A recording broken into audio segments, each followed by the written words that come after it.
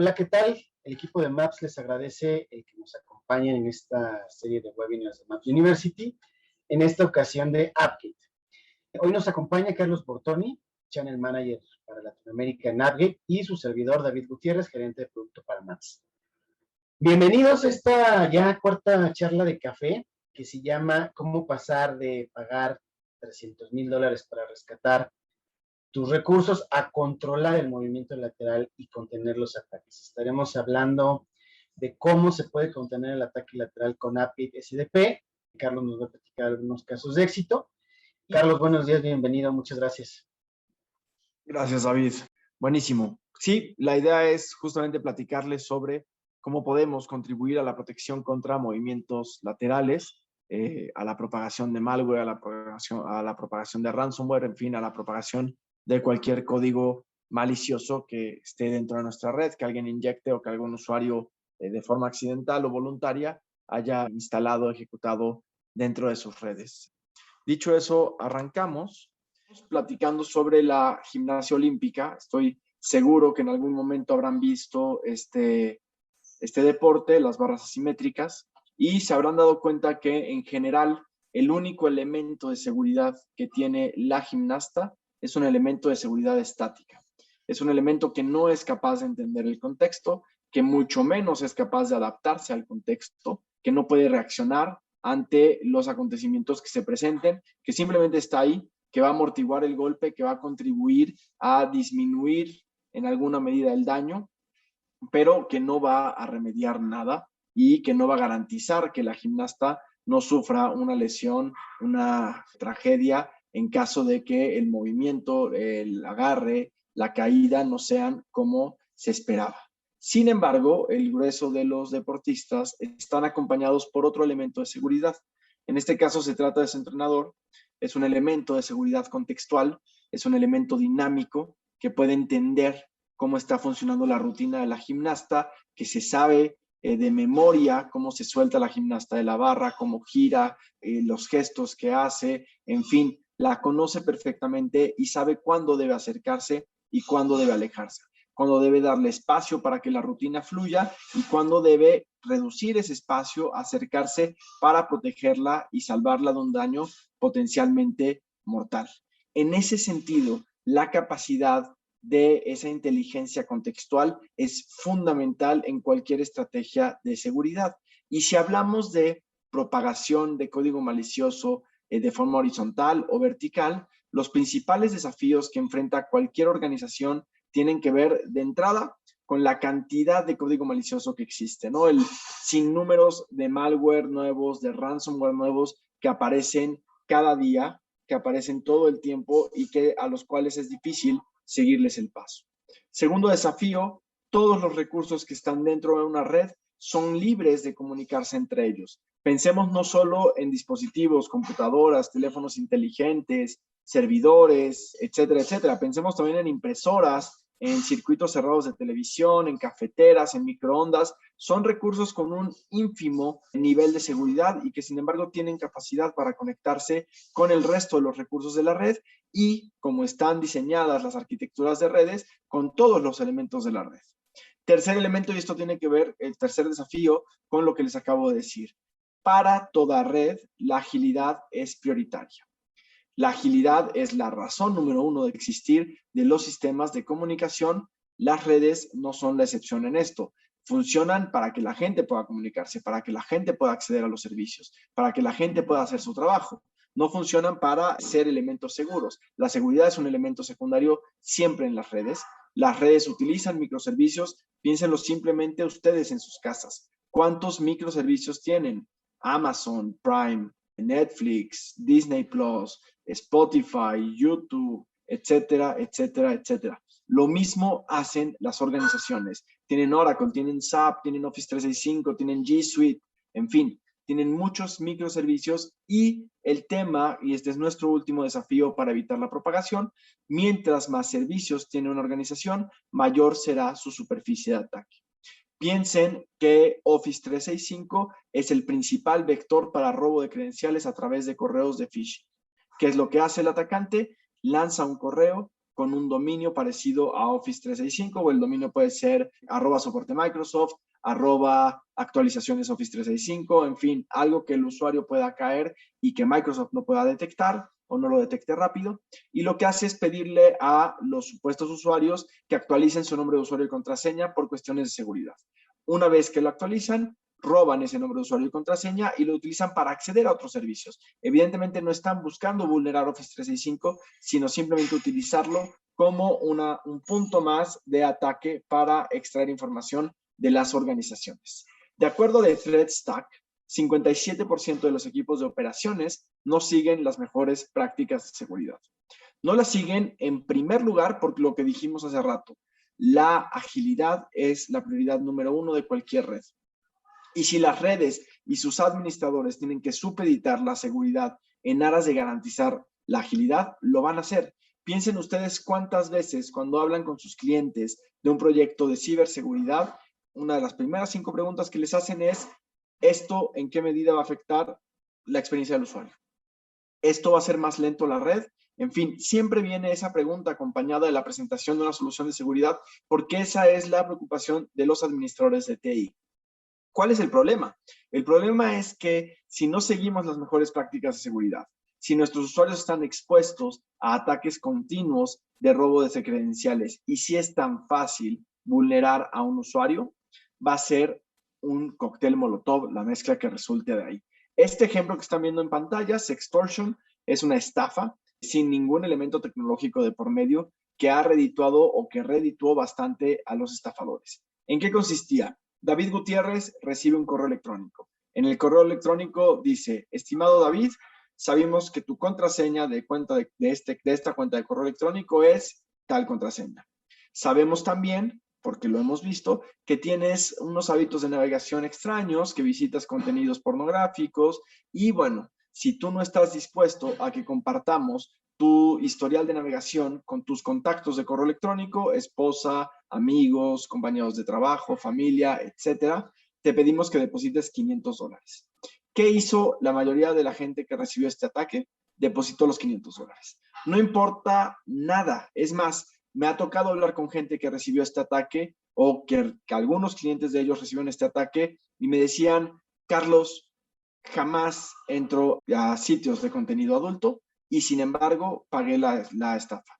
Cuando le preguntas: ¿pero por qué pagaste la estafa? La gente se siente completamente vulnerada, la gente se siente amenazada. ¿Por qué se siente amenazada? Porque tienen su contraseña. ¿Cuál era la realidad detrás de este ataque? Los atacantes habían tenido acceso, ni siquiera voy a decir atacantes, los estafadores habían tenido acceso a una base de datos de una red social en desuso. Piensen en MySpace, piensen en Hi5. Y en esa red social tuvieron nombre de usuario, que normalmente es el correo electrónico, y contraseña para esa red social de los usuarios. ¿Cuál es el tema? Que como el grueso de nosotros reciclamos contraseñas, cuando ven ellos esto, utilizan esa vulnerabilidad que tenemos todos para decirte: oye Carlos, sé que tu contraseña es esta. Yo veo la contraseña y digo: diablo, sí, se parece muchísimo a mi contraseña, seguro todo lo demás es cierto. Seguro tienen acceso a mis contactos de correo, seguro han visto mi historial de navegación y si no lo han visto lo pueden inventar y se lo van a mandar a toda mi familia. Entonces, mejor no le juego al listo y pago los $500. Imaginen que en lugar de pedir $500, el atacante dice: Carlos, si no quieres que compartamos tu información, danos tu nombre de usuario y contraseña de AppGate para poder entrar a tu sistema.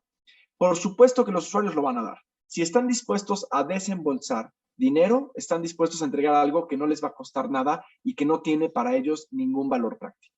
¿Cuál es el tema aquí? El tema es que los atacantes evidentemente buscan ganar acceso de mi computadora, pero no para vulnerar mi computadora, sino para utilizar mi computadora para brincar a otros dispositivos al interior de la red, para llegar a la información que están buscando llegar, para infectar el resto de la red. Al final, lo que hace cualquier atacante es moverse dentro de la red. Si tiene que brincar entre segmentos, va a brincar entre segmentos. Eso es relativamente fácil para un atacante con un poquito de experiencia. Se puede mover entre segmentos de red para atacar los dispositivos que necesite y obtener la información de esos dispositivos o contagiarlos para secuestrarlos, para inyectar malware, etcétera, etcétera. Al final, lo que el atacante está buscando es tener la mayor penetración posible al mayor número de recursos al interior de una red. ¿Cuáles son los beneficios de controlar el movimiento lateral con una herramienta como la de AppGate SDP? En primer lugar, somos capaces de microsegmentar de forma dinámica basándonos en políticas. ¿Qué quiere decir esto? Que no solo segmentamos, sino que establecemos comunicación punto a punto entre el dispositivo que está haciendo la petición y el recurso que está siendo consultado. ¿Para qué? Para que el usuario solo vea esos recursos que necesita ver para hacer su trabajo. El usuario no va a ver un segmento completo, mucho menos va a tener acceso a toda la red. Lo único que el usuario va a ver son las 3, las 4, las 5 herramientas, los 5 repositorios que necesita para realizar su trabajo y nada más. Esto va de la mano con una simplificación administrativa. Va de la mano también con mejorar la experiencia del usuario porque es más fácil gestionar estos túneles donde estos segmentos, donde yo sé a qué recursos está accediendo el usuario y nada más. Y para el usuario es mucho más sencillo también, es transparente acceder a los recursos sin preocuparse por dónde están hospedados esos recursos. Al usuario ya no le importa si el recurso está en la nube o está en el data center o está en un co-host o está en donde quieran que esté. El usuario va a abrir su agente y desde la agente va a hacer la solicitud para entrar a los recursos que necesita consultar y punto. Con ello eliminamos el potencial del error humano.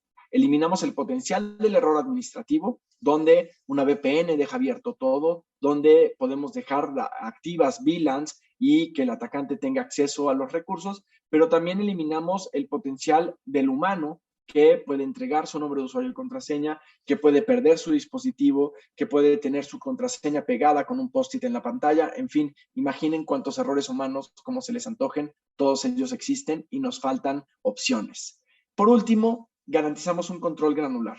Somos capaces, y esto tiene que ver con la microsegmentación dinámica, que fue el primer beneficio. Al ser dinámicos, somos capaces de entender el contexto de conexión de los usuarios y su postura de seguridad. Es decir, si el usuario al momento de conectarse significa un riesgo o no para los recursos que está queriendo conectar. Y en esa medida podemos tener un control granular de aquello a lo que nuestros usuarios están accediendo. Esto lo hacemos con una metodología propia, con una funcionalidad de nuestra herramienta que se llama Ringfence. Antes de entrar a hablar de Ringfence, les quiero presentar 2 casos de éxito que tuvimos con distintos clientes. El primero es Flexport. Flexport es una compañía de logística a nivel mundial. Tenía su estrategia completamente basada en nube. Quería que sus usuarios accedieran desde cualquier lugar en todo el mundo. Querían que pudieran tener acceso a ambientes de nube y algunos servicios que tenían en la nube. Empezamos con 500 usuarios con Flexport. Llegamos a proteger 2,000 usuarios. Desplazamos a Duo y pudimos establecer una integración con AWS de forma dinámica y que fuera extensible a través de toda su plataforma. Y el otro caso de uso a mí me gusta mucho más es el de Rackspace. Cuando empezamos a trabajar con Rackspace, Rackspace acababa de comprar DataPipe y Tricor, que eran otras 2 compañías. Por cuestiones financieras, necesitaban cumplir con los tiempos de la fusión, hacer que esta fusión fuera bastante rápida, bastante eficiente, pero también necesitaban garantizar que no todo el mundo tuviera acceso a las 3 redes. Es decir, había que fusionar las 3 redes y sin embargo mantener a los usuarios como si cada quien estuviera trabajando en la red de la organización a la que pertenecía. ¿Por qué había que fusionarlas? Porque Recursos Humanos y Nómina necesitaba pagar y trabajar con todos los empleados. Reemplazamos Cisco AnyConnect, redujimos altamente la dependencia que tenían en Palo Alto, es decir, descargamos mucha operación que tenía su Palo Alto y la automatizamos con nuestra herramienta. Logramos integrar las 3 redes, logramos al mismo tiempo que las integramos mantenerlas separadas para que ningún usuario que no tuviera los privilegios necesarios pudiera ver lo que había en otra red. Pudimos crear accesos granulares para sus ambientes multitenant, sobre todo para sus clientes federales, que son los más exigentes, y redujimos las capas de seguridad y el tráfico de usuarios en una red interna. Ustedes simplemente piensen en una VPN, el tráfico de usuarios es bestial. Todo el mundo está recorriendo el mismo camino. Acá lo que hacemos es que cada usuario recorre su propio camino entre él y el recurso que necesita consultar. Retomando el tema de Ringfence que les mencioné hace rato. ¿Qué es lo que hace Ringfence? Imaginen que esto es la red de cualquier cliente. Imaginen que las fichas de Lego negras son servidores críticos. Las demás fichas pueden ser servidores, recursos, usuarios, lo que ustedes quieran. Ringfence permite desaparecer esos servidores críticos, esos recursos críticos. Les ponemos un anillo tal cual, una frontera con las cuales los invisibilizamos. ¿Y qué hacemos una vez que lo invisibilizamos? Garantizamos que el grueso de la población dentro de la red no tenga forma de llegar a estos recursos. Pero como hay ciertos usuarios que sí necesitan ver estos recursos, permitimos que esos usuarios puedan llegar a esos recursos a pesar de que para los demás no existen. Para el resto de los usuarios que no pueden verlos, esos recursos no están en la red. Solo los recursos con altos privilegios pueden llegar a ellos y pueden consultarlos de forma 100% segura. ¿Qué nos permite hacer este tipo de microsegmentación y de invisibilización de recursos? Nos permite garantizar que incluso cuando un usuario entregue sus credenciales a un atacante o cuando un usuario quiera actuar de forma malintencionada al interior de la red, el máximo daño que van a poder hacer es directamente proporcional a esos privilegios que tiene el usuario, a esos mínimos privilegios que tiene, porque no le vamos a dar acceso a ningún usuario a toda la red, porque ningún usuario tiene necesidad de tener acceso a toda la red. Ahora, en algunos casos, supongamos que esto fue un ataque de ransomware, lo único que se compromete son los dispositivos a los que ese usuario tenía acceso. Pero supongamos que es un robo de credenciales. El atacante tendría que replicar contexto y postura de seguridad del usuario para poder acceder incluso a los dispositivos a los que el usuario tiene permitido. Contexto es bastante lógico de qué estamos hablando y creo que queda claro. Lugar, hora, momento del día en el que se está conectando a la red. ¿A qué tipo de red se conecta? Postura de seguridad tiene que ver con qué dispositivo utiliza, cómo está configurado ese dispositivo, en qué idioma está el dispositivo, si los parches del sistema operativo están actualizados o no, si el Point Protection está activo o no está activo, qué recursos queremos que estén corriendo en ese dispositivo al momento de estar conectado para garantizar que tenga conexión o qué recursos no queremos que estén corriendo para que el usuario pueda tener conexión. Que un atacante replique la postura de seguridad es sumamente complejo. ¿Esto que nos permite? Nos permite eliminar el movimiento este-oeste, nos permite mitigar el malware, nos permite mitigar el ransomware, nos permite mitigar el daño que cualquier ataque pudiera significar para nuestra red. Puntos claves, y con esto termino, de AppGate SDP para controlar el movimiento lateral. 1. Eliminamos cualquier acceso no autorizado. Usuario que no tiene permiso de ver un recurso es un usuario que simplemente no puede verlo. 2. Nuestras políticas están basadas en el modelo de Zero Trust, en la filosofía de Zero Trust. Esto significa que verificamos todo, no confiamos en ninguna conexión por defecto.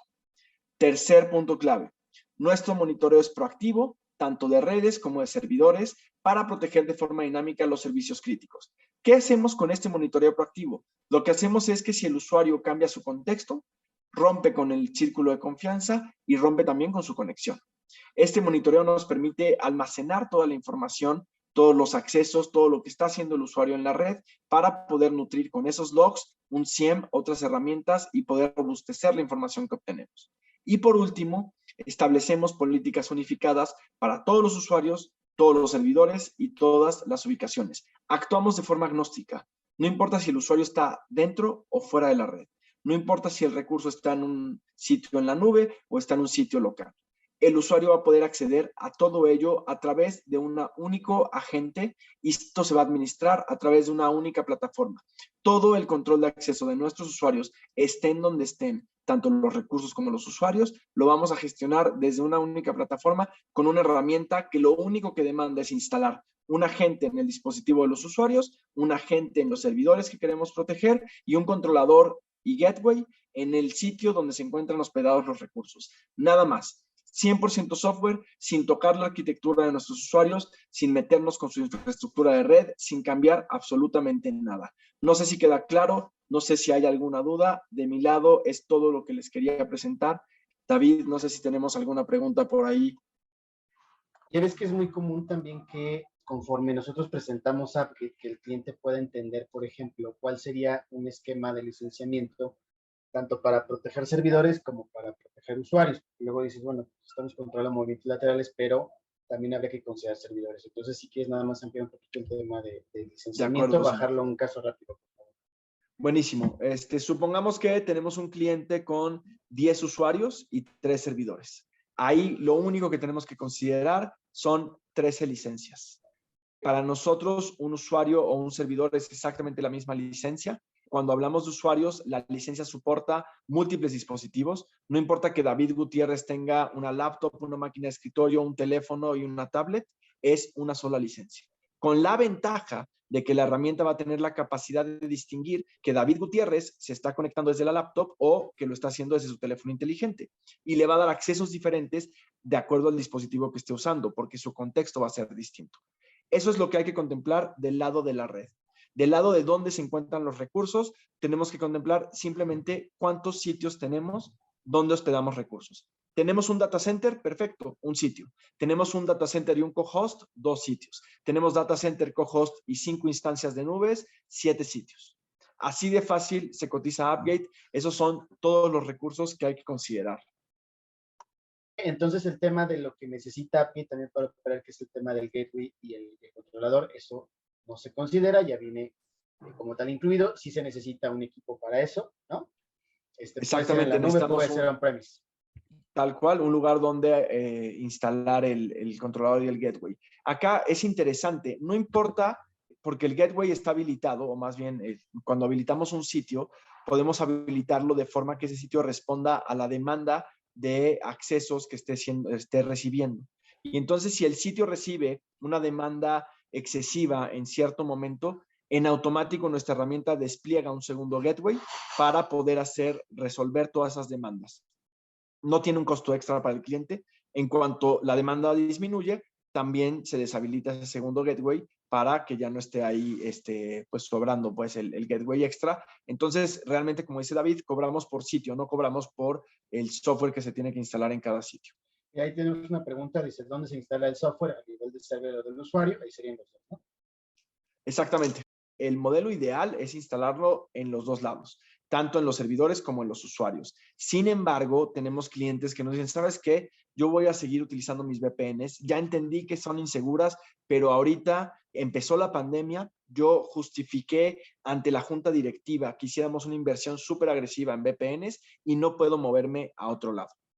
Ok, no hay ningún problema, quédate con tus VPNs en el usuario, pero protege tus servidores. Y entonces podemos instalar el software solo en los servidores, de tal suerte que ese software instalado en el servidor va a determinar qué usuarios pueden ver cada servidor. Y entonces yo puedo tener en mi granja 3 servidores, donde 2 servidores pueden ser vistos por David Gutiérrez, incluso si David Gutiérrez no tiene agente instalado en su dispositivo, y solo un servidor puede ser visto por Carlos Bortoni. Y cuando Carlos Bortoni se conecta a través de la VPN, lo único que va a ver es un servidor, porque los otros 2 con Ring Fence quedan completamente aislados y Carlos no los puede ver. Entonces podemos proteger solo a nivel de usuario, podemos proteger solo a nivel servidor. Lo ideal es proteger, obviamente, los 2 extremos de la comunicación. Okay. Oye, Carlos, en caso de que un equipo esté comprometido, que esté, por ejemplo, haciendo varios intentos de ese movimiento lateral hacia otros segmentos de la red, ¿la herramienta es capaz de detectarlo? Tenemos varias opciones ahí, David.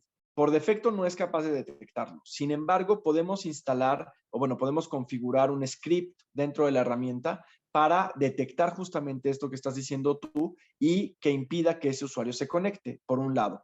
Por el otro lado, ese software va a estar, ese agente malicioso va a estar lanzando peticiones anómalas que van a quedar registradas en el log y que vamos a poder documentar en un SIEM, en un reporteo, para poder corregir y entender por qué está lanzando peticiones. Y por último, lo único que va a poder acceder ese usuario que tenga el dispositivo comprometido en el peor escenario son los recursos que tiene permitido acceder. No va a poder propagar ese ataque a través de toda la red. Entonces, a través de una integración para hacer el SIEM todavía un poquito más inteligente. Exactamente. De hecho, hemos hecho con algunos partners laboratorios con SIEMs como el de Stellar Cyber, y los resultados son buenísimos. O sea, si de por sí son herramientas que te entregan mucha información, con los logs que entrega AppGate se vuelve mucho más completa esa información. Perfecto. Yo creo que con una prueba de concepto y un caso de uso, sería muy sencillo poder demostrarle a un cliente el tema específico de movimientos laterales, ¿no?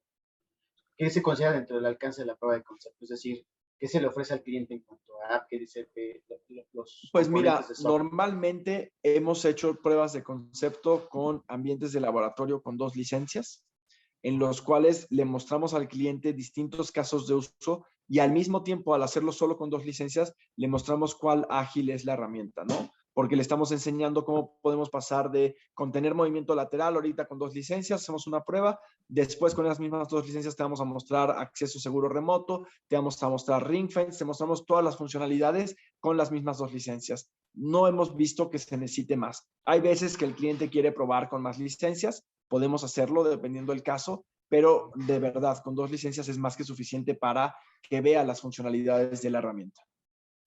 Que prácticamente son try and bias. Exactamente, señor. Muchísimas gracias por participar en este webinar, Carlos, charlas de café.